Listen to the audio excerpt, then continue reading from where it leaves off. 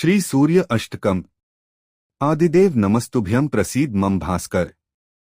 दिवाकर नमस्तुभ्यं प्रभाकर नमोस्तुते। सप्ताश्वरथमारूढ़ं प्रचंडं कश्यपात्मजं। श्वेत पद्माधरं देवं तं सूर्य प्रणमाम्याहम्। लोहितं रथमारूढ़ं सर्वलोक पितामहम्। महापापहरं देवं तं सूर्य प्रणमाम्याहम्। त्रैगुण्यष्ट महाशूरं ब्रह्मा विष्णु महेश्वरम्। महापापहरं देवं तं सूर्य प्रणमाम्याहम्। बृहितं तेजः पुंश्च वायु आकाशमेव च। प्रभुत्वं सर्वलोकानां तं सूर्य प्रणमाम्याहम्। बंधुक पुष्प संकाशं हारकुंडल भूषितम्।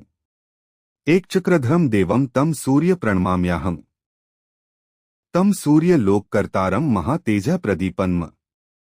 महापाप हरं देवं तं सूर्य प्रणमाम्याहम्।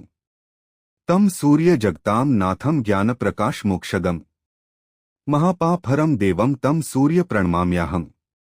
सूर्याष्टकं पठेन्नित्यं ग्रहपीडा प्रणाशन्म।